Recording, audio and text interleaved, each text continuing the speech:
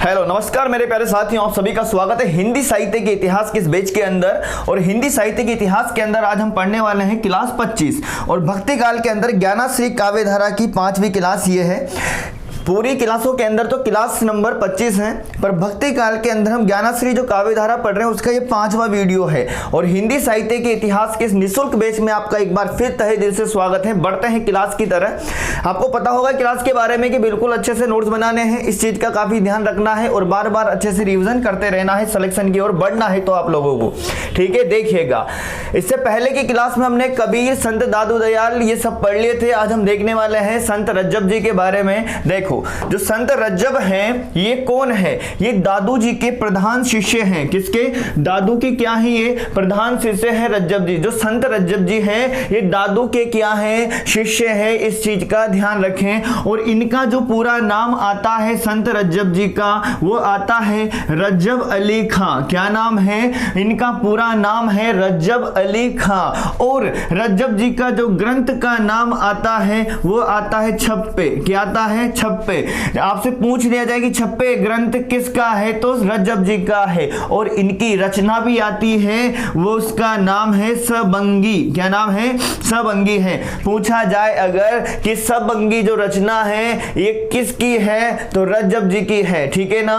दादू का प्रधान शिष्य है रज्जब, पूरा नाम रज्जब अली खां, ग्रंथ का नाम छप्पे और रचना सबंगी है, ठीक है। फिर देखो, इन्होंने दादू की समग्र रचनाओं का संकलन किया है। संत दादू दयाल की समग्र रचनाओं का क्या किया है बताओ? संकलन किया है। आपसे पूछा जाए अगर कि बताओ दादू की समग्र रचनाओं का संकलन किसने किया, मतलब किसमें किया? और अंगवधू शीर्षक से संकलित किया है। इन्होंने दादू की समग्र रचनाओं का संकलन अंगवधू शीर्षक से संकलित किया है। किसने? रज्जब जी ने। फिर देखो आगे की तरफ हम बढ़ते हैं। फिर पूछा जाता है एक क्वेश्चन बार बार कि राजस्थान के ऐसे संत कौन से हैं जो जीवन भर दूल्हे के वेश में रहे हैं? ध्यान रखना, रज्जब जी हैं। रज्जब जीवन भर दूल्हे के वेश में रहे हैं। ऐसा क्यों हुआ, ठीक है ना। देखो, दादू ने कुछ कहा था इनको, इस वजह से ये क्या रहे? जीवन भर दूल्हे के वेश में रहे। क्यों रहे सर? देखो, संत दादू दयाल ने इनको ये कहा। क्या कहा? रज्जब तूने गजब कियो। जब ये शादी कर रहे थे तो इनसे बोला दादू दयाल जी ने कि रज्जब तूने गजब कियो, माथे बांधिया मोर, आयो तो हरि भजन ने, जा बैठो नरक की ठोर। ऐसे में फिर क्या है, वही शादी रुक जाती है और जी रज्जब जी जीवन भर दूल्हे के वेश में रहते हैं, ठीक है ना। पूछा जाए अगर कि रज्जब तूने गजब कियो, माथे बांधियो मोर, आयो तो हरि भजन ने, जा बैठो नरक की ठोर। ऐसा किसने कहा है? दादू ने कहा है, रज्जब जी के बारे में कहा है। फिर देखो आगे की तरफ हम बढ़ते हैं। ये प्रमुख पंक्तियों की अगर हम बात करें किनसे संबंधित हैं, अब ये रज्जब जी से संबंधित हैं। अब ये जो पंक्तियां आई हैं आपके सामने, ये भी किनकी है बताओ? संत रज्जब जी की हैं। ये महत्वपूर्ण काव्य पंक्तियां हैं जो संत रज्जब जी से संबंधित हैं। इन पंक्तियों को हमें पढ़ के रखना है और दिमाग में ये रखना है कि पंक्तियां किसकी है। इस तरह का क्वेश्चन भी पूछा जा सकता है। देखो, धुनि गर्भे उत्पन्नो दादू योगेंद्र महामुनि, ये पंक्तियां किसकी है? ये संत रज्जब जी की पंक्तियां हैं, पर संत दादू दयाल के बारे में कहा था ये, ठीक है ना। उनके जाति के संबंध में जो विवाद था तो ये पंक्तियां रज्जब जी ने कही थी। किनके प्रधान शिष्य है रज्जब? दादू दयाल जी के, ठीक है ना। तो धुनि गर्भे उत्पन्नो दादू योगेंद्र महामुनि, किनकी पंक्तियां हैं? संत रज्जब जी की है। ये पंक्तियां किसके लिए थी? ये वाली संत दादू दयाल के लिए। देखो अगली पंक्तियां हैं, ये सारी पंक्तियां संत रज्जब जी की है। इस चीज का आपको काफी बढ़िया ध्यान रखना है, ठीक है। देखो, वेद सुवाणी कूप जल, वेद सुवाणी कूप जल, दुखसु प्राप्ति होय, दुखसु प्राप्ति होय, वेद सुवाणी कूप जल, दुखसु प्राप्ति होय, शब्द साकी सरवर सलील, सुख पीवे सब कोई। ये पंक्तियां भी संत रज्जब जी की हैं। फिर देखो, संतो मगन भया मन मेरा, संतो मगन भया मन मेरा, अह अहनिसी सदा एक रस लागा, दिया दरीवे डेरा। ये पंक्तियां भी संत रज्जब जी की हैं। दोस्तों एक नजर निकालना रहना है इनको, और हमें ये पता होना चाहिए कि पंक्तियां हम पढ़ के आए हैं किससे रिलेटेड हैं, ताकि हमारा किसी भी प्रकार का क्वेश्चन एग्जाम में गलत ना हो। सिलेक्शन के आप बिल्कुल रैंक बना सकते हो एग्जाम के अंदर, ठीक है ना। बहुत ही अच्छे से नोट्स बनाते हो और क्लासों का बार बार रिवीजन करते हो नियमित रूप से अपनी वैकेंसी आने तक, तो आप बिल्कुल सिलेक्शन की ओर पूरी तरह से टॉप 100 टू टॉप 200 के अंदर में, टॉप 10 के अंदर में आने की पूरी संभावना रहेगी। अच्छे से आप तैयारी करते हो तो जोरदार तरीके से। और देखो पूरी सिलेबस पे नजर बनाए रखनी है। अगर फर्स्ट ग्रेड की करते हो तो फर्स्ट ग्रेड का पूरा सिलेबस जो भी पार्ट है उसको अच्छे से कवर करते हुए चलो। सेकंड ग्रेड का है तो उसके पार्ट को पूरी तरह कवर करते हुए चलो। माना फर्स्ट ग्रेड सेकंड ग्रेड आधे लगभग सेम होते हैं, तो बहुत सारी चीजें ऐसी हैं जो अंतर हैं, तो उस हिसाब से अपनी तैयारी को धार दें। भाई आप फर्स्ट ग्रेड की भी दोगे, सेकंड ग्रेड की भी दोगे, पर आपके अंदर आपकी आत्मा को पता है कि किसकी तैयारी मेरी ज्यादा है, तो उस पर अच्छे से आप फोकस रखें मेरे प्यारे साथियों, ठीक है। देखो आगे बढ़ते हैं। संतो मगन भया मन मेरा, अहनिसी सदा एक रस लागा, दिया दरीवे डेरा। क्योंकि किसी भी भर्ती में अप्लाई तो सब में करोगे आप, पर एक तैयारी को तो मजबूती से रखो ताकि हमें सिलेक्शन तो मिले ही सही, ठीक है। फिर देखो आगे की तरफ बढ़ते हैं। चारों वेद टटोल के अंत कहोगे राम, चारों वेद टटोल के भी अंत में कहोगे राम। सो रज्जब पहले ही कहो एते में ही राम, ठीक है ना। सो रज्जब पहले ही कहो एते में ही राम। ये भी किन की पंक्तियां हैं? रज्जब की पंक्तियां हैं। फिर आगे बढ़ते हैं। रज्जब के बाद जो अगले संत आते हैं वह है संत रैदास। कौन है बताओ? संत रैदास हैं। इस चीज का आप ध्यान रखें। इसके बाद हम पढ़े एक महत्वपूर्ण बात, संत रैदास पढ़ने से पहले एक महत्वपूर्ण बात पे फोकस करना है आपको। वो कौन सी बात है? देखो रामानंद के शिष्य हैं 12। कितने शिष्य हैं प्यारे साथियों? 12 शिष्य हैं रामानंद के। कितने शिष्य हैं बोलो?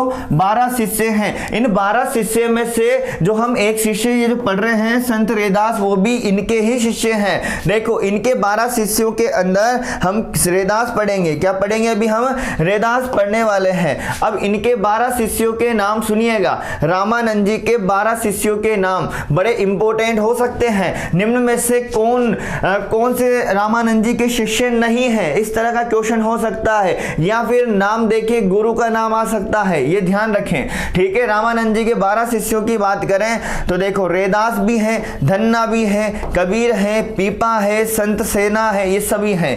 सबसे पहले बात करते हैं। देखो एक तो है अनंतादास। एक कौन सा बताओ? अनंतादास है, अनंतादास, ठीक है ना। एक तो है, इधर आ जाता हूं ताकि आपको अच्छे से दिखाई दे ये, ठीक है। देखो एक तो कौन है बताओ प्यारे साथियों?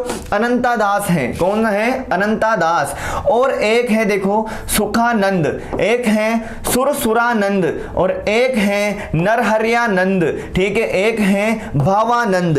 कौन है? भावानंद। अब सुनिएगा मेरे प्यारे साथियों, ये जो 5 जो आपको दिखाई दिए हैं ना, देखो 1 2 3 4 5, इन सबके साथ तो नंद लगा हुआ है। तो इस चीज का काफी याद रखें आप कि रामानंद जी के 12 शिष्य में से 5 के पीछे तो नंद लग रहा है। देखो अनंतादास, ठीक है ना, अनंतादास, सुखानंद, ठीक है ना, सुरसुरानंद, उसके बाद में नरहरियानंद, एक है भावानंद। सुनो दोबारा, अनंतादास, सुखानंद, सुरसुरानंद, नरहरियानंद, भावानंद। तो इन सबको एक ही टोन में रखना है। अनंता के पीछे दास लगा हुआ है पर अच्छे से हमें याद रखना है। अनंता दास, सुखानंद, सुरसुरानंद, नरहरियानंद, भावानंद, ठीक है। अब आगे देखो, आगे के तो आपको याद रह जाएंगे। जैसे एक है संत पीपा, नाम सुना है आपने, ठीक है। गागरोन के अंदर छतरी है संत पीपा की। फिर देखो 7वें नंबर बात करें हम, एक है कबीर जो हम पढ़ चुके हैं, और एक है सेना, एक है धन्ना, एक है रैदास, ठीक है। ये नाम याद रखने हैं आपको, संत पीपा, कबीर, सेना, धन्ना, रैदास। और आगे बात करें, यहाँ पे 2 महिलाएं आपको दिखाई दे रही है, एक तो है पद्मावती, एक है सुरसुरी, ठीक है ना। इन 12 शिष्यों में से 2 महिलाओं के नाम भी आपको अच्छे से याद रखने हैं। इस जगह से क्वेश्चन बन सकते हैं, पद्मावती और सुरसुरी। फिर सुनिएगा दोबारा मेरे प्यारे साथियों। देखो एक तो हो गया अनंतादास, ठीक है ना। अनंता दास, ठीक है, सुख आना चाहिए अनंत, ठीक है ना, सुख कैसा आना चाहिए, अनंत आना चाहिए, मतलब सुख का जो आनंद है एक तरह से अनंत होना चाहिए, ठीक है ना, मतलब पूरा सुख होना चाहिए। तैयारी करोगे अच्छे से तो ही सुख प्राप्ति होगी इस तरह से, ठीक है। देखो बहुत ज्यादा सुख मतलब अनंत सुख होना चाहिए, उसके बाद ही आपको सुरसुरी नींद आ सकती है, ठीक है ना। नरहर्यानंद भावानंद, तो अनंतादास, सुखानंद, सुरसुरानंद, नरहर्यानंद, भावानंद। एक है संत पीपा, कबीर, सेना, धन्ना, रैदास और दो के नाम याद रखना। देखो सुरसुरानंद है, सुरसुरानंद है, एक सुरसुरी भी है, सुरसुरानंद तो है सही, एक सुरसुरी भी है और एक पद्मावती है, दो शिष्या हैं यहाँ पे। अब देखो कुछ की यहाँ पे मैंने जाति बताई है साथ में, तो ध्यान रखें। पीपा क्षत्रिय हैं, कबीर जुलाहा, सेना नाई, धन्ना जाट है, रैदास जाति से निम्न वर्ग के चमार थे, ठीक है, निम्न वर्ग से संबंधित हैं ये। चलो आगे की तरफ बात करते हैं। संत रैदास की जाति क्या थी, निम्न वर्ग में चमार थी। उनका स्वयं का कथन है उनकी जाति के संबंध में। संत रैदास जो कहते हैं ना, संत रैदास जो कहते हैं उनकी जाति के संबंध में उनका स्वयं का ही कथन है, उनका स्वयं का ही कथन है कि कह रैदास खलास चमारा, ठीक है ना, कह रैदास खलास चमारा।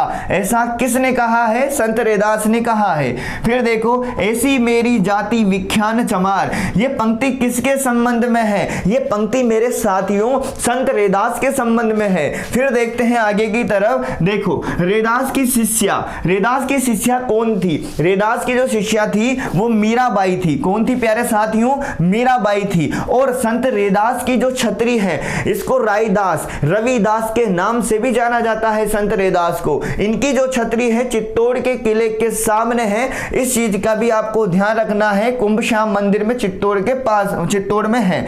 फिर देखो रैदास की शिष्या मीराबाई है। फिर आगे बढ़ते हैं, देखिएगा अगली बात करें तो सुनिएगा।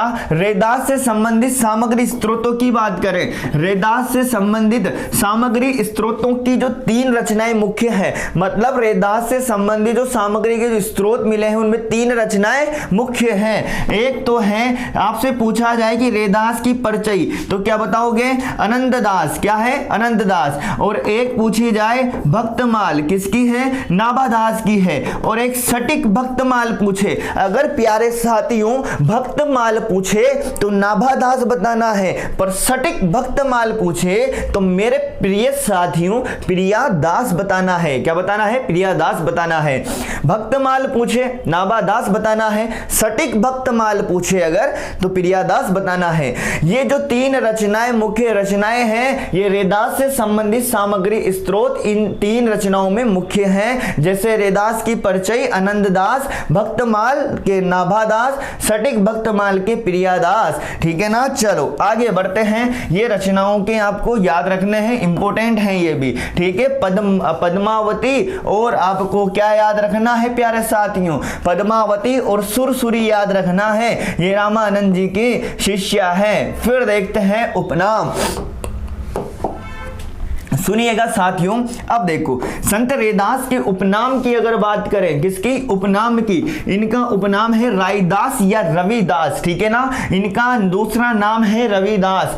फिर देखो आगे की तरफ बढ़ते हैं, सुनिएगा। उपनाम पूछे तो क्या बताओगे प्यारे साथियों, उपनाम पूछे आपसे तो क्या बताओगे, बताओ, उपनाम बताओगे रविदास। चलो आगे बढ़ते हैं। इनके गुरु का जो नाम है आपने अभी देख लिया है, इनके जो गुरु का नाम है वो स्वामी रामानंद हैं, जो अभी हमने देखा है इनके 12 शिष्यों के नाम। फिर देखो रैदास के शिष्य उदयदास हुए, रैदास के शिष्य उदयदास भी हुए हैं, और उदयदास हुए और इनके शिष्य वीर भानु हुए, ठीक है ना। रैदास के शिष्य उदयदास हुए और इनके शिष्य वीर भानु हुए। और वीर भानु जो है, वीर भानु ने साधु संप्रदाय की स्थापना की। आपसे पूछा जाए अगर कि साधु संप्रदाय संप्रदाय की स्थापना किसने करी मेरे प्यारे साथियों? तो वीर भानु ने करी है, फर्रुखाबाद में की थी। कहां पे करी थी? फर्रुखाबाद में की थी। सर ये यहां क्यों पढ़ा रहे हो? इसलिए पढ़ा रहा हूं मेरे प्यारे साथियों, जो रैदासी परंपरा से संबंधित हैं, इसलिए हमने इसकी यहां पे बात करी है। देखो वीर भानु की बात करें तो साधु संप्रदाय की स्थापना करी है, फर्रुखाबाद में की थी, जो रैदासी परंपरा से संबंधित हैं। रैदास के शिष्य उदयदास और इनके शिष्य वीर भानु हुए हैं प्यारे साथियों, और वीर भानु ने साधु संप्रदाय की स्थापना करी है फर्रुखाबाद से, जो रैदासी परंपरा से संबंधित है, इसलिए हमने यहां पे इसके बारे में बात किया है। चलो आगे की तरफ बढ़ते हैं। देखो संत रैदास के निवास की अगर हम बात करें तो काशी से संबंधित है। कहां से है? काशी निवासी रैदास। काशी निवासी रैदास का सिकंदर लोदी के बुलावे पर दिल्ली जाने का उल्लेख भी मिलता है। मतलब ध्यान रखना इस बात को भी, ठीक है? जब कथन आ जाए तो वहां पे काम आ सकती है ऐसी बातें, ठीक है ना प्यारे साथियों? देखो काशी निवासी रैदास का सिकंदर लोदी के बुलावे पर दिल्ली जाने का उल्लेख मिलता है। काशी निवासी रैदास को दिल्ली में किसने बुलावे का संदेश दिया? बताओ, सिकंदर लोदी। फिर देखो आदि ग्रंथ में इनके 100 पद संग्रहित हैं। आदि ग्रंथ में इनके 100 पद संग्रहित हैं, और कुछ फुटकल पद, ध्यान रखना, कुछ फुटकल पद संत बानी में संकलित हैं। किसमें संकलित हैं? इनके कुछ जो पद हैं वो संत बानी में संकलित हैं। इनकी रचनाएं तो ना के बराबर हैं, पर ध्यान रखें आदि ग्रंथों में इनके 100 पद संग्रहित हैं तथा कुछ फुटकल पद जो हैं संत बानी में संकलित हैं। किसमें है? संत बानी में संकलित हैं। इनके जन्म की बात करें तो इनका एग्जैक्ट जन्म नहीं है, पता लगता है 15वीं शताब्दी और 16वीं शताब्दी के मध्य में समय अलग अलग बताया जाता है। 15वीं शताब्दी से 16वीं शताब्दी के मध्य के अंदर। इनकी पत्नी का नाम क्या है? लोना है। क्या है? लोना। और संत रैदास की जो छतरी है वो कहां है? चित्तौड़गढ़ में है मेरे प्यारे साथियों। कहां पे है? चित्तौड़गढ़ के अंदर है, ठीक है? एक बार इस क्लास को अच्छे से पढ़ के फिर अच्छे से नोट्स बनाइए आप, काफी मजा आपको आने वाला है एग्जाम के समय पर, ठीक है ना? अभी तो देखो भर्ती नहीं होती तो लगता ऐसा ही है, आलस भी आते होंगे, सब आते होंगे, पर नौकरी लगना है। क्या मेरे प्यारे साथियों पढ़ने के अलावा कोई है हमारे पास में ऐसा रोजगार जिससे हम बहुत अपने जीवन को यापन कर सकते हैं? तो नहीं है तो पढ़ना ही पड़ेगा, और अच्छे से आपको बार बार नोट्स बना के रिवाइज क्लासों का बार बार करना है, क्योंकि पढ़ते सभी हैं पर पेपर में जरूरी नहीं है कि सभी को वहां पे आंसर आ जाए, ठीक है ना? वो कंफ्यूज होंगे, गलत करेंगे, ऐसी चीजें नहीं करनी है, उन सब चीजों से बचना है। तो इसका उपाय, ट्रिक क्या होती है सर? ट्रिक यही होती है कि क्लासों का बार बार रिवीजन करें और अपने नोट्स को बना लें, ताकि और भी स्पीड से आप लास्ट वक्त में वीडियो के अलावा आप खुद भी अपने स्तर में एक ही रात में सारा रिवीजन कर सकें, क्योंकि रिवाइज की हुई बातें बड़ी याद आ जाती है एग्जाम में आसानी से, और क्वेश्चन हमारा बिल्कुल राइट होता है, फिर हमें पेपर आसान लगता है। ये आसान लगाने के लिए ना बहुत कुछ करना पड़ता है, ठीक है ना? मेहनत बहुत कुछ करना पड़ता है, ठीक है? फिर देखो इनके द्वारा रचित एक प्रसिद्ध पद की बात करें, इनके द्वारा और भी रचित पद हैं, पर इनके द्वारा रचित जो प्रसिद्ध पद हैं ये ध्यान रखें संत रैदास का, ठीक है ना? कौन सा प्यारे साथियों? देखो अब कैसे छूटे राम, अब कैसे छूटे राम, अब कैसे छूटे राम, नाम रट लागी, प्रभु जी तुम चंदन हम पानी, ऐसी पंक्तियां दे दी जाएगी, कहीं से भी उठा के दी जा सकती है पंक्ति प्यारे साथियों, कि प्रभु जी हम चंदन, प्रभु जी तुम चंदन हम पानी। निम्नांकित पंक्तियां किससे संबंधित हैं? किस ये पद किससे संबंधित हैं? ये से ध्यान रखना है, संत रैदास जी से संबंधित हैं। अब कैसे छूटे राम, नाम रट लागी, प्रभु जी तुम चंदन हम पानी। सर ये कैसे याद रहती है? ये ऐसे याद रहती है कि इनका बार बार रिवीजन करें, जैसे ही पेपर में आएगी आपको अपने आप आ जाएगी। आपका रिवीजन भी तो होगा ना, तो अपने आप आपके सामने ये नजर आ जाएगी, ठीक है? अब कैसे छूटे राम, और क्वेश्चन हमें नहीं छोड़ना है किसी भी प्रकार का, ठीक है? अब कैसे छूटे राम, नाम रट लागी, प्रभु जी तुम चंदन हम पानी, जाकी अंग अंग बास समानी, प्रभु जी तुम धन बन हम भोरा, प्रभु जी तुम घन बन हम भोरा, प्रभु जी तुम तो घन बनो हम भोरा, जैसे चितवन चंद चकोरा, प्रभु जी तुम दीपक हम बाती, जाकी ज्योति बरे दिन राती, ठीक है? ये सारी जो पद हैं ये किससे संबंधित हैं? ये संत रैदास जी से संबंधित हैं। अब कैसे छूटे राम नाम रट लागी, प्रभु जी तुम चंदन हम पानी। और आगे बात करें, जाकी अंग अंग बास समानी, प्रभु जी तुम धन बन हम, प्रभु जी तुम घन हम भोरा, जैसे चितवन चंद चकोरा, प्रभु जी तुम दीपक हम बाती, जाकी ज्योति बरे दिन राती। ठीक है ना, ध्यान रखना। चलो आगे बढ़ते हैं। हजारी प्रसाद द्विवेदी के अनुसार अगर बात करें हम आगे, देखो क्या बोला है, सुनिएगा। हजारी प्रसाद द्विवेदी के अनुसार, किसके अनुसार? हजारी प्रसाद द्विवेदी के अनुसार रैदास के भजनों में अत्यंत शांत और निरीह भक्त हृदय का परिचय मिलता है। क्वेश्चन आ जाए इस तरह से कि रैदास के भजनों में अत्यंत शांत और निरीह भक्त का हृदय का परिचय मिलता है, ऐसा किसने कहा है? हजारी प्रसाद द्विवेदी के अनुसार है, संत रैदास के बारे में बोला गया है। फिर देखो, आडंबर सहज शैली और निरीह आत्मसमर्पण के क्षेत्र में रैदास के साथ कम संतों की तुलना की जा सकती है। इस कथन का आप ध्यान रखें। चलो आगे की तरफ हम बढ़ते हैं। संत रैदास की महत्वपूर्ण काव्य पंक्तियां हैं। अब जो अभी हमने जो काव्य पंक्तियां देखी थी वो महत्वपूर्ण पंक्ति थी। अब जो अन्य पंक्तियां हैं महत्वपूर्ण, उनकी भी हम एक साथ यहाँ पे बात कर लेंगे। अगर प्यारे साथियों आप हर जगह से इन चीजों से बचते हुए चलोगे, पर क्वेश्चन आएगा फिर कैसे राइट करोगे आप? ठीक है ना, ऐसा थोड़ी ना टॉपर बन पाओगे आप सब, ठीक है ना, और कैसे नौकरी ले पाओगे फिर? ठीक है, इसलिए जैसे पढ़ाता हुआ चल रहा हूं अच्छे से याद करते हुए चलो, काफी मजा आपको एग्जाम में आ जाएगा जब आप एग्जाम देकर आओगे। ठीक है ना, देखो अच्छे से नोट्स बना लीजिए, बस ये काम अच्छे से कर लिया तो यूं मान लीजिए लास्ट में आपके लिए बहुत ही बचत हो जाएगा टाइम का। फिर देखो लास्ट में यही कुछ नहीं होता है, फर्स्ट पेपर भी होता है आपका जीके का, चाहे आप सेकंड ग्रेड की दो चाहे फर्स्ट ग्रेड की, जीके का भी होता है। तो आप सब चीजें नहीं पढ़ सकते, फिर हाथ पैर फूलते हैं, करंट जीके पढ़ूं, क्या क्या पढ़ूं, संविधान पढ़ूं, भूलते भी जाते हैं। फिर आपका सब्जेक्ट 40-40% मार्क्स लाने होते हैं, बहुत बड़ा गेम होता है। ठीक है ना, तो इसलिए सारी चीजें अभी वक्त है, इन सब चीजों को अच्छे से कवर कीजिए। ठीक है ना, बार बार कह रहा हूं इस बात को। ठीक है ना, सुनिएगा। संत रैदास रविदास की महत्वपूर्ण काव्य पंक्तियों की अगर हम बात करें, ठीक है, फर्स्ट पेपर के लिए सेकंड ग्रेड की अगर करते हो तो फर्स्ट पेपर हमारे टारगेट क्लासेस कोटा के ऐप में है, आप वहां से भी ले सकते हो, आपकी इच्छा है। बट सेकंड पेपर हिंदी से हो तो ये तैयारी पर्याप्त है जो बताई जा रही है। ठीक है ना, मतलब आपके साहित्य जहां जहां आएगा वहां पे ये क्लास बिल्कुल शानदार अदा रोल करने वाली है।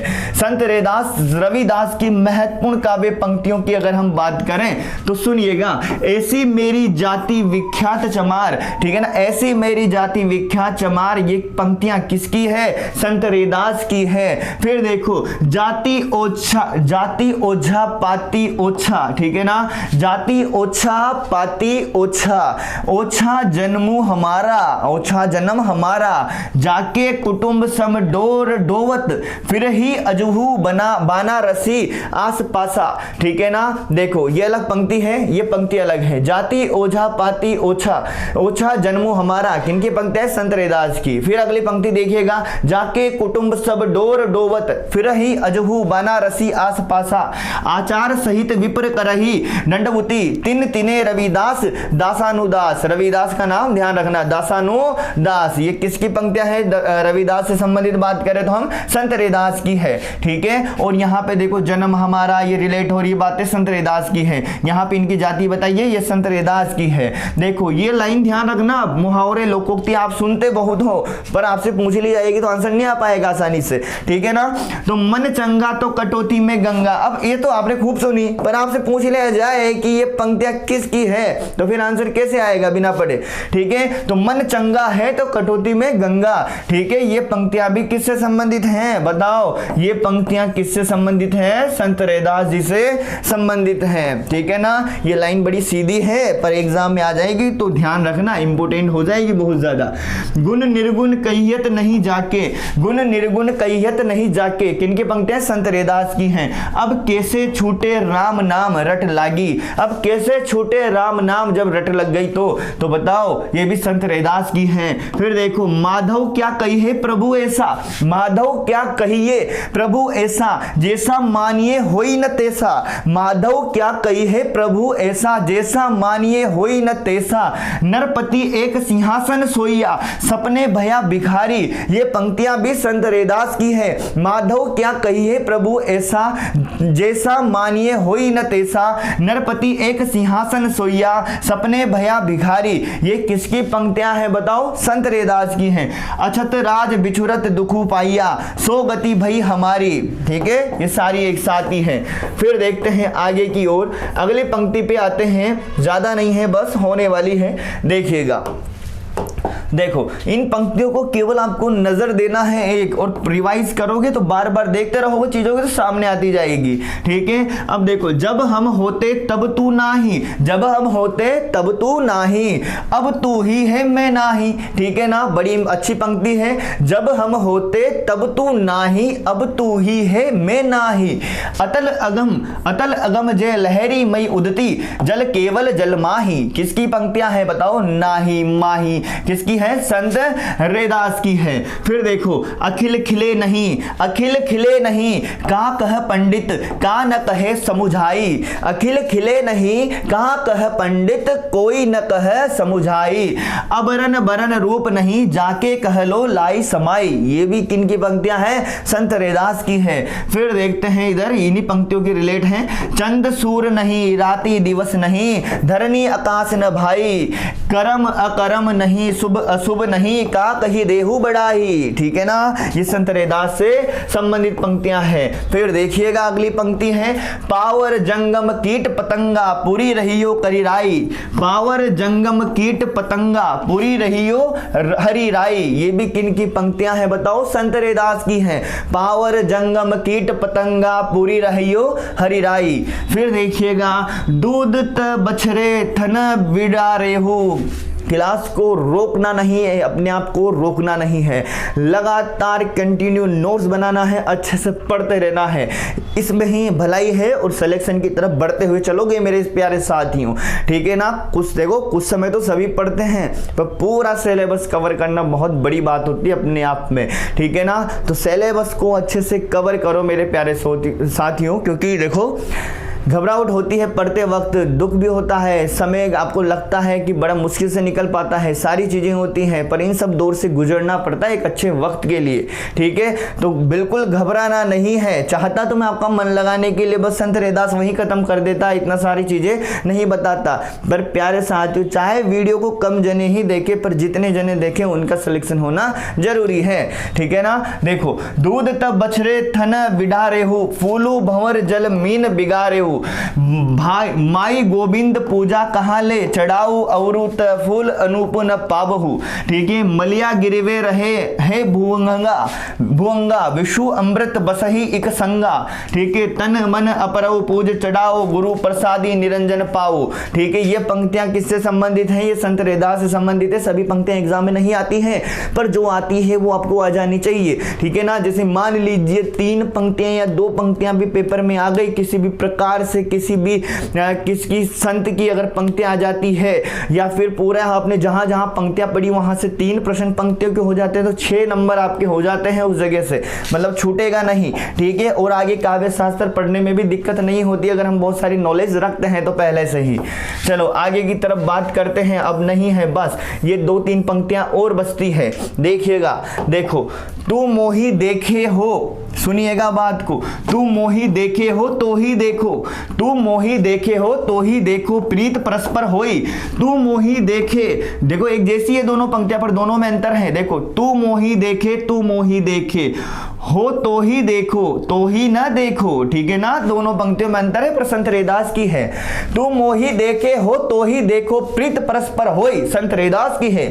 तू मोही देखे तो ही ना देखो, ये मति बुद्धि सब होई, ये भी किसकी है? संत रैदास की है। माधो भरत कैसे न बिलाई, ताते द्वैत दर से आई, ये भी पंक्तियां संत रैदास की हैं।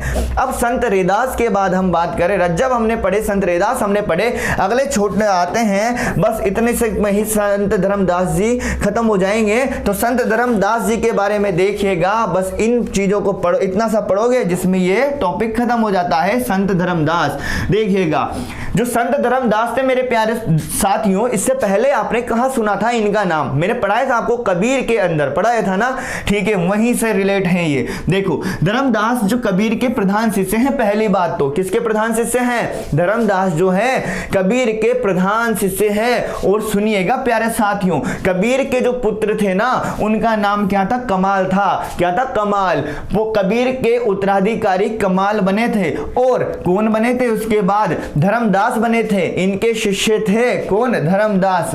ठीक है, फिर आगे बात करते हैं। 10 वर्षों के लगभग तक इन्होंने इनका उत्तराधिकारी पे रहे हैं धर्मदास। फिर सुनिएगा, कबीर वाणी की जो बीजक पढ़ाया था मैंने आपको, कबीर वाणी की बीजक नाम से संकलित करने का जो श्रेय है, कबीर की जो वाणियां थी उनको बीजक नाम से संकलित करने का जो श्रेय वो किसको जाता है?